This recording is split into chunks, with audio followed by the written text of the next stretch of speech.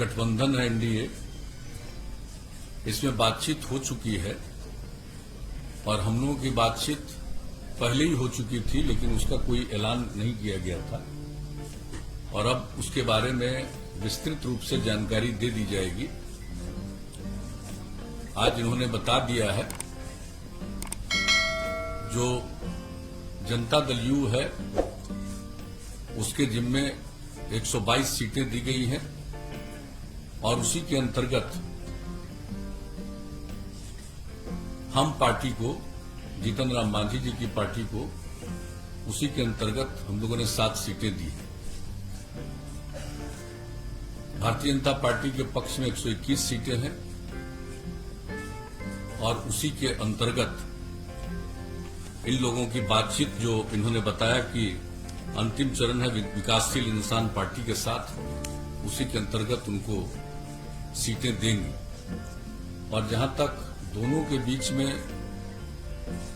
Constituency का सवाल है, कौन कौन विधानसभा क्षेत्र किनके जिम्मे है, उसका भी निर्णय हो चुका है और मैं समझता हूं कि आज वो 122 और 121 तो है, तो बता दें लोगों को, या ऐसे ही आप रिलीज कर दिया जाएगा ये पूरे तौर पर कि इनके जिम्मे कौन सी सीट है।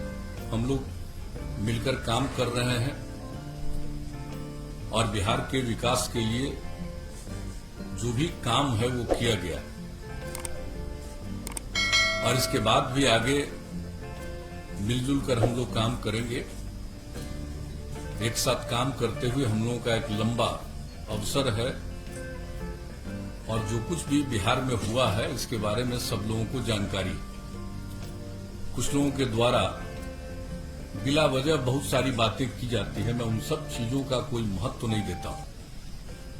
सबको मालूम है कि हम लोगों का अगर पिछले 15 वर्षों से हम लोग काम कर रहे हैं, 15वां साल है और उसके पहले 15 साल तक लोगों को काम करने का मौका मिला था, उनके द्वारा क्या किया गया, क्या आर्थिक स्थिति थी, क्या रोजगार था, क्या कानून व्यवस्था की स्थिति थी,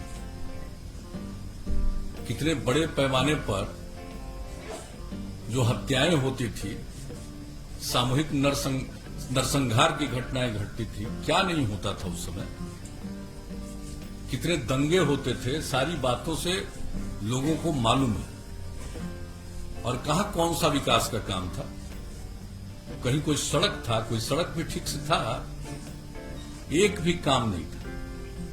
कहां किस तरह से स्कूल चल रहा था, क्या हालत थी कॉलेजों की, यूनिवर्सिटी तक में जो शिक्षक थे, प्रोफेसर्स थे, उनको कब तनख्वाह मिलता था, कितने दिनों पर तनख्वाह मिलता था। हम लोग जब आए 2005 में और 2006 से जो हम लोगों ने काम करना शुरू किया, सब चीज समय पर करना शुरू किया, चाहे शिक्षा का क्षेत्र हो, स्वास्थ्य का क्षेत्र हो, विकास का क्षेत्र हो।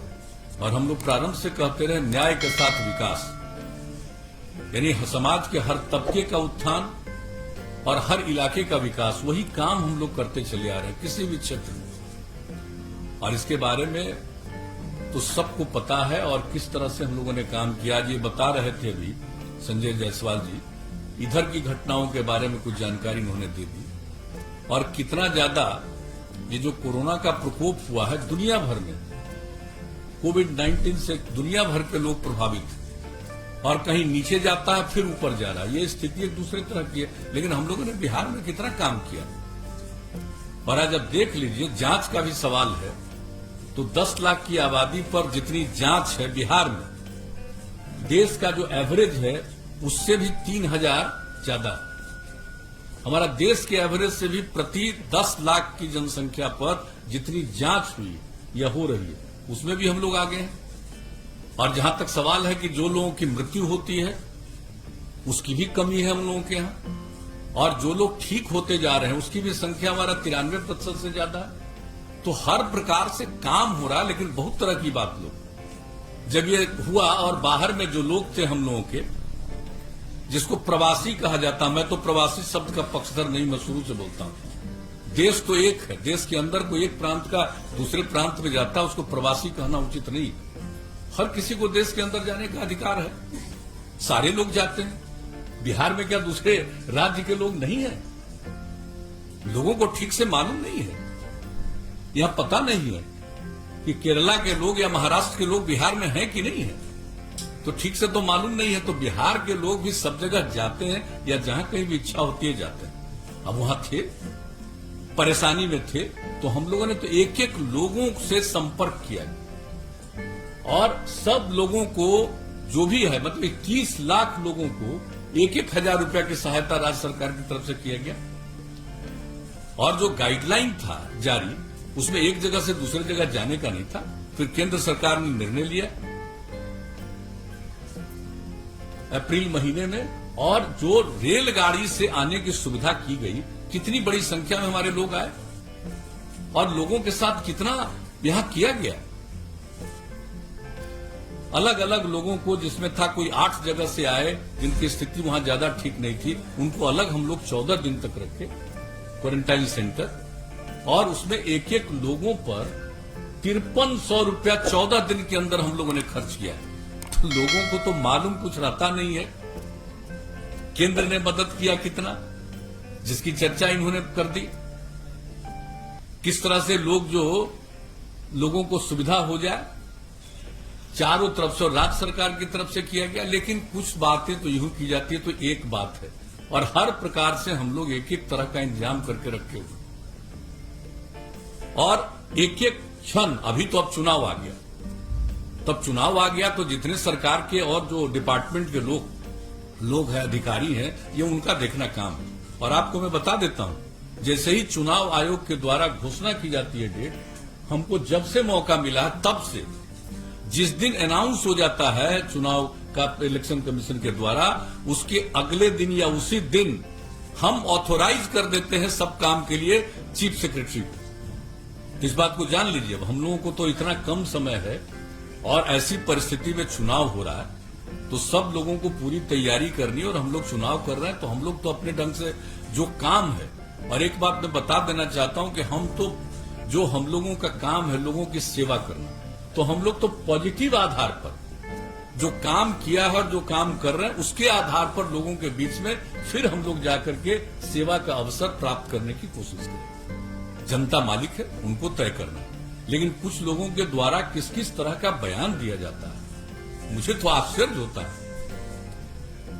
और आज तो हम कुछ अखबार में देख लिए कि जिसका जेडीयू से कोई रिश्ता नहीं है, उसका छाप दिया कि आरजेडी ज्वाइन किया, तो जेडीयू में है ही नहीं। अब वरिष्ठ नेता 2-3 अखबार में हमने देखा, आश्चर्य मुझको लगता है। इसलिए हम तो आग्रह करेंगे कि चीजों की जांच करके, अब फोटो छपा हुआ है, फोटो छपा है 1-2 अखबार में, तो वो कब हम लोग एमएलए बनाए, एमपी बनाए, 14 से ही अलग है। अब बताइए कोई कहीं जाता, तो कुछ चीजों को तो देख करके मैं इतना ही कहूंगा, मुझको दुख नहीं होता। सवेरे मेरी आदत है अखबार पढ़ने की, तो हम जब सवेरे अखबार पढ़ते हैं, टेलीविजन तो उस तरह से हम देख नहीं पाते हैं काम के चलते। दिल्ली में जब तक थे तब तक 1-2 घंटा टेलीविजन देखते थे, अब नहीं देख पाते हैं। लेकिन अखबार पढ़ते हैं तो कभी कभी चीज को देख करके हंसी आती है। तो इन सब चीजों से हमारा कौन क्या बोलता है, क्या बोलेगा, और इन्होंने उसके बारे में बता दिया। और ये तो बीजेपी ही अपनी तरफ से जो भी बात होगा कह देंगे। कोई क्या बोल रहे हैं क्या नहीं बोल रहे हैं उससे हमको कोई लेना देना नहीं है, कोई मतलब नहीं। हम लोग मिलकर काम कर रहे हैं और मिलकर आगे भी काम करेंगे। मिलकर हम लोग साथ मिलकर के चुनाव लड़ेंगे। और जो इनका भारतीय जनता पार्टी का ही जो विचार था हम लोगों के साथ विमर्श के दौरान, इनकी जो इच्छा थी उसका ही पालन करते हुए हम लोगों की तरफ से हम पार्टी के साथ, उनके साथ बातचीत हुई। और ये बात कर रहे हैं विकासशील इंसान पार्टी के साथ। और जो बात है एक तरफ तो हो ही गया है, उनका तो 7 सीट और 7 का जिन सीटों पर वो लड़ने वाले हैं उसका भी उनको सूचना दे दी गई। और उसमें से तो लगता है 6 सीट तो पहले ही फेंच का। तो ये सब का ऐलान, सब के बारे में सब लोगों को मालूम है। और विधिवत आज जो दोनों दल का है और दोनों दल के माध्यम से और लोगों को जो इसके साथ जोड़ा गया है, तो उनके बारे में भी पूरी बात, एक एक सीट के बारे में आप लोगों को उपलब्ध करा दिया जाएगा। और उसके बाद फिर जो कैंडिडेट हैं अपने अपने पार्टी के लोग, उसका भी ऐलान कर देंगे कि कौन कौन कैंडिडेट किस क्षेत्र के हैं, इसका भी ऐलान कर देंगे। तो हम लोग मिलकर काम कर रहे हैं, मिलकर काम करेंगे। हम लोगों के मन में किसी भी तरह की कोई गलतफहमी नहीं। और हम मानते हैं कि किसी को अगर कुछ कहने से उसको आनंद आता है, उसको पूरी आजादी है, जो इच्छा करे बोले, जो इच्छा करे कहे, अपना करता रहे, बोलता रहे, इससे हमको कोई लेना देना नहीं। एक बात हम बहुत स्पष्टता के साथ आज कह देना चाहते हैं। लेकिन हम लोग मिलकर, जैसा कि मैंने कहा है, काम करते रहे हैं, आगे भी काम करेंगे। किसी तरह का हम लोगों के मन में कोई कंफ्यूजन या किसी प्रकार की गलतफहमी नहीं। और ये स्वाभाविक है कि इस बार ये जो स्थिति रही है कोरोना की, अब इसमें कई चीजों को काम करने थोड़ा विलंब जरूर हुआ है। किसी भी चीज के बारे में निर्णय लेना, लोगों से बातचीत करना, वो सब होता है। लेकिन अब एक एक चीज के बारे में फैसला हो गया है और लोग अपने अपने कैंडिडेट के बारे में भी अंतिम निर्णय लगभग ले चुके हैं। हम लोग तो कैंडिडेट के बारे में भी निर्णय ले चुके हैं, आपका भी निर्णय लगभग हो चुका है। तो इसका भी ऐलान बाद में कर दिया जाएगा। अभी तो सीटों के बारे में, कौन सीट से किस पार्टी के लोग चुनाव लड़ेंगे, इसके बारे में आज आपको जानकारी दे दी जाएगी। और मैं तो इतना ही कहूंगा कि भाई समाज में एक प्रेम का और भाईचारे का भाव रहना चाहिए। लेकिन ये तो हमको मालूम है कि मनुष्य का तो कुछ न कुछ हिस्सा ऐसा होता है जो इस प्रकार की बात करता है कि ये कोई ऐसी बात नहीं है कि अस्वाभाविक है, ये बहुत ही स्वाभाविक है। आप देखिएगा कि चाहे लाख कुछ कर लीजिए, कुछ प्रतिशत लोग तो ऐसे होते ही हैं कि वो किस तरह से बोलेंगे, किस तरह की बात करेंगे। तो ये कोई ऐसी चीज नहीं है, ये तो चलता ही रहेगा, उससे कोई मतलब नहीं है। और जरूर बिहार को आगे बढ़ाना है हम सब लोगों को मिलकर के। एकदम बिल्कुल सक्षम बिहार हम लोग बना रहे हैं और कितना तेजी से, इसके बारे में तो हम लोग बोलते रहे। क्या बजट था भाई, कितना कम बजट था बताइए, और अब कितना बड़ा बजट है। 24,000 करोड़ रुपए का बजट होता था और हम लोग 2,11,000 करोड़ रुपए तक पहुंचा दिए बजट से लेकर के एक एक चीज के बारे में। और वो सब बात होगी तो हम लोग डिटेल भी देंगे। नौकरियों के बारे में, कितने लोगों को नौकरी हम लोगों के कार्यकाल में मिली है, कितने लोगों को सेवा करने का मौका मिला है, एक एक चीज के बारे में। तो हम लोग तो इन सब चीजों के बारे में काम करते रहे और काम ही करते रहेंगे, यही हम लोगों का कर्तव्य है। तो अभी तो अपनी तरफ से इतनी ही बात कहनी थी, अब बाकी तो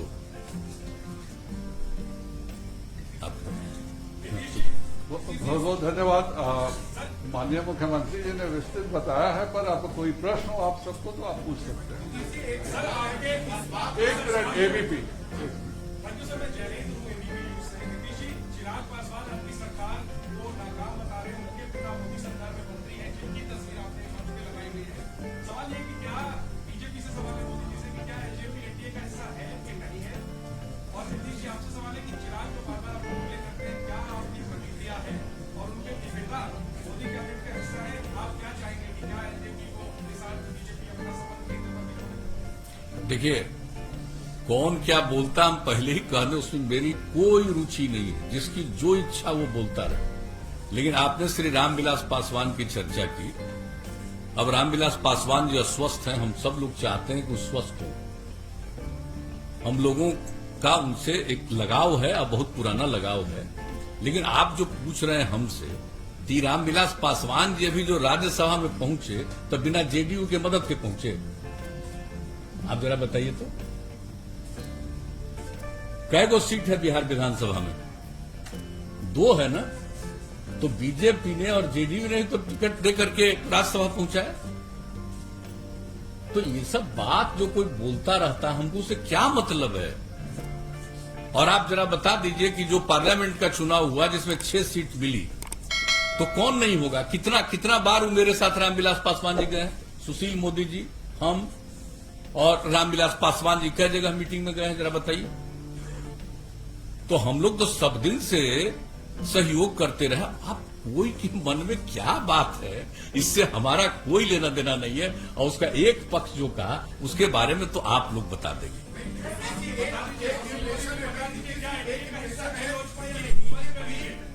देखिए एक मिनट, अरे रुक जाओ यार, पूछिए, उनका जवाब देने दो ना। देखिए डॉक्टर संजय जायसवाल जी ने बहुत स्पष्ट कर दिया है कि बिहार के अंदर एनडीए में वही रहेगा जो नीतीश जी को बिहार एनडीए का नेता स्वीकार करेगा। और इस चुनाव में भारतीय जनता पार्टी ने नीतीश कुमार जी को मुख्यमंत्री का उम्मीदवार घोषित किया है। कल सरकार निश्चित बनेगी तो मुख्यमंत्री भी नीतीश कुमार होंगे। इसलिए नीतीश कुमार को जो अपना नेता स्वीकार करके काम करेगा वही एनडीए के अंदर बिहार के अंदर हिस्सा होगा।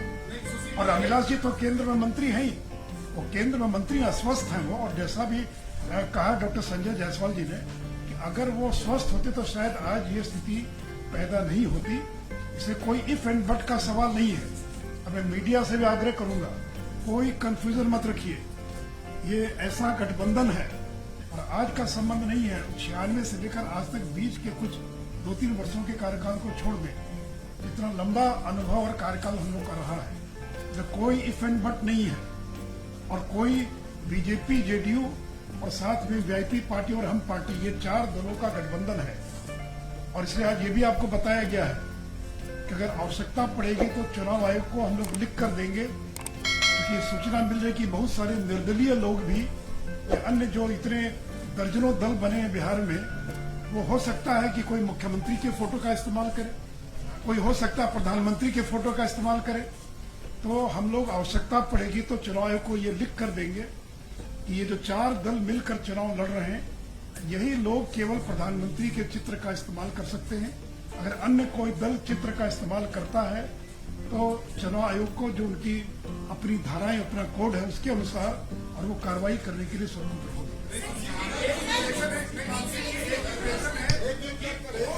आप लोग नीतीश कुमार को, अगर आपकी स्ट्राइक रेट आपका अच्छा हुआ तो विद द स्मॉलर एलाइज आप लोग नीतीश अरे भाई, एक बार जब घोषणा कर दिया तो कोई इफ एंड बट नहीं है। जितनी भी सीटें जिसको आए, नीतीश कुमार जी को 2 लगातार हमारे मुख्यमंत्री हैं, जब हम साथ में रहे हैं, आज भी मुख्यमंत्री हैं और आगे भी बिहार के इस गठबंधन के वही उम्मीदवार हैं और वही मुख्यमंत्री रहेंगे। इसमें संख्या किसको क्या आई, नहीं आई, क्या हुई, इसका कोई संबंध नहीं है। इसलिए कहीं कोई कंफ्यूजन न रहे। और मैं मीडिया से भी आप पोस्टपोनी की तो बात कर रहे हैं और क्या कर रहे हैं। मैंने तो कह दिया ना आपको। चिराग पासवान पे रिएक्ट अरे भाई, 48 घंटे लगाते हैं। अरे भाई, निकाला धुआं में कुछ और को ट्वीट करने में 2 मिनट लगाते हैं। तो अब ट्वीट कब करें ये भी आप तय कीजिएगा मनीष जी। या कब कोई ट्वीट करो प्रश्न? ये तय आप नहीं ना कीजिएगा। तो शांत हो जाइए मित्रों। जैसा भी नीतीश जी ने और डॉक्टर संजय जायसवाल जी ने सारी बातों को रख दिया है, मैं संक्षेप में इतना ही कहूंगा कि हम चुनाव विकास के मुद्दे पर चुनाव लड़ेंगे। नरेंद्र मोदी जी की केंद्र की सरकार ने जो बिहार में काम किया है और नीतीश जी के नेतृत्व में जो एनडीए ने बिहार में काम किया है, और मैं तो विपक्ष को चुनौती देता हूं कि हर चुनाव में सड़क, बिजली, पानी ये मुद्दा होता है। अगर हिम्मत है तो बिजली को मुद्दा बनाए, सड़क को मुद्दा बनाए, अगर हिम्मत हो तो पानी को मुद्दा बनाए, कोरोना का मुद्दा बनाए, बाढ़ को मुद्दा बनाए, जो प्रवासी मजदूर है उनको मुद्दा बनाए।